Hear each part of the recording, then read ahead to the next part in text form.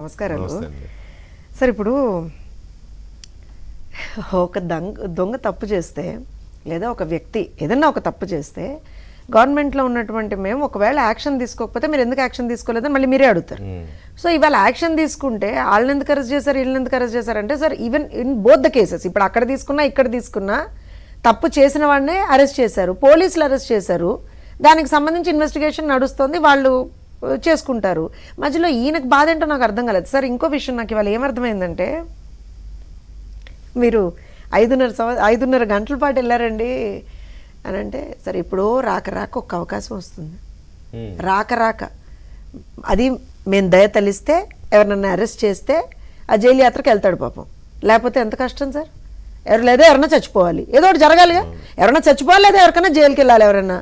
So రాక వచ్చిన అవకాశాన్ని అత్యంత అద్భుతంగా వాడుకునేటువంటి వ్యక్తి ఎవరయ్యా అంటే జగన్మోహన్ రెడ్డి సార్. 13 ఏళ్ల పాటు బెయిల్ మీద బయట ఉన్నటువంటి ఒక వ్యక్తి, ఒక నిందితుడు అనాలి మనం, ఆ వ్యక్తి ఆ నిందితుడు ఇవాళ రోజున జైల్లో దళిత మహిళ మీద దాడి చేసినటువంటి ఒక దుర్మార్గుడిని పరామర్శించడానికి వెళ్ళాడు. ఇది దీని కథనం. సో నిజంగా ఆ దారి పొడుగునా నిలబడ్డటువంటి ఆ బ్యాచ్ ఎవరైతే ఉన్నారో ఆ విజువల్స్ మనం పక్కన చూస్తున్నాం.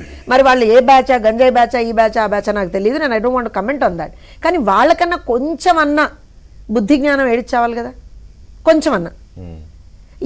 ఎవరిని చూడడానికి ఎవరు వెళ్తున్నారు సరే. జగన్మోహన్ రెడ్డి మామూలుగా కర్నూలుకి వచ్చాడో, ఇంకో దగ్గరకు వచ్చాడో, పెళ్లికి వచ్చాడో, లేకపోతే ఇంకేదన్నా రేపు పొద్దున ఎన్నికల ప్రచారానికి వచ్చాడో, ఇంకోటి అంటే వెళ్ళి జై జగన్ లేకపోతే సీఎం జగన్ అవన్నీ అన్నారంటే అర్థం ఏడిచొచ్చింది.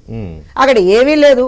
ఒక దుర్మార్గుడిని ఒక దుష్టుడిని పరామర్శించడానికి ఈ మహానుభావుడు వెళ్తాడట, వాళ్ళు మధ్యలో నిలబడి జేజేలు కొడతారు. దానికి తోడు ఇంకా దరిద్రం ఏంటంటే ఆ సంస్కృతిని మళ్ళీ తెలంగాణకు పాకిస్తున్నారు.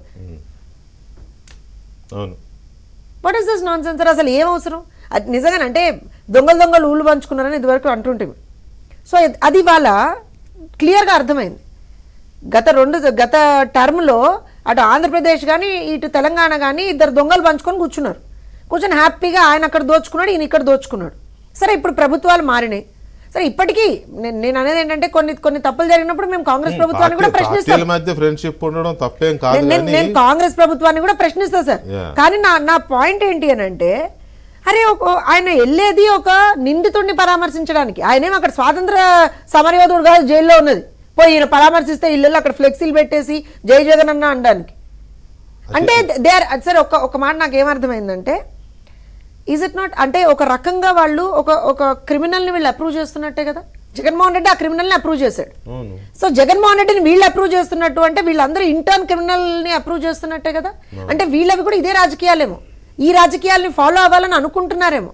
లేకపోతే ఈ దుర్మార్గం ఏంటి సార్, ఈ దరిద్రం ఏంటి, అసలు ఎందుకు వెళ్ళాలి అంటే నేను అనేది ఇంకో విషయం ఏంటంటే దుఃఖంలో ఇందాక మా సంపదని చెప్పారు అంటే అన్నకు కొంచెం ఆంధ్రప్రదేశ్ రాజకీయాలు ఇంకా కరెక్ట్గా తెలియలే కావచ్చు. దుఃఖంలో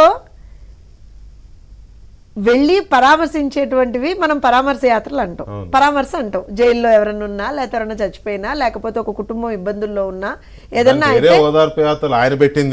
సరే పోయి పరామర్శిస్తాం.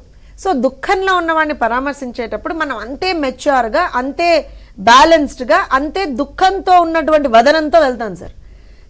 మా అన్నకు తెలియదు, కాకపోతే ఆ మనిషి ఎక్కడికి పోయినా సరే పిచ్చిది ఒకటి నవ్వుకుంటూ పోతాడు అన్న. మీరు ఒకసారి ఈసారి డెఫినెట్గా మీరు చూడాలన్నా, ఆయన ఎవరైనా చనిపోయినప్పుడు చూడడానికి పోయినప్పుడో, లేకపోతే శవాల దగ్గరకు పోయినప్పుడో, లేకపోతే జైలు దగ్గరకు పోయినప్పుడో మీరు ఖచ్చితంగా చూడాలని చెప్పి ఒక చెల్లెగా నేను రిక్వెస్ట్ చేస్తున్నా. ఎందుకనంటే ఒక రాజకీయ నాయకుడు ఎట్లా ఉండకూడదు అనడానికి ఆయనకు మించినటువంటి ఒక నిదర్శనం లేదు. మీరు ఇందాకన్నా రాజకీయంగా ప్రతిదీ ఒకళ్ళు తెలుసు కాబట్టి వదులుకున్నారు అప్పుడే. ఇంకో మాట, ఎందుకు అట్లా చేస్తున్నారు అది వాళ్ళ పార్టీ విధానం. జైల్లో ఉన్న వాళ్ళని పరామర్శించడం, లేకపోతే ఆడవాళ్ళ మీద దాడులు చేసినటువంటి వాళ్ళని పరామర్శించడం, ఇది వాళ్ళ విధానం సార్. జైల్లో ఉన్న వాళ్ళని పరామర్శించొద్దని మనం అనడంలా, ఓకే పరామర్శించుకొని, కానీ అక్కడ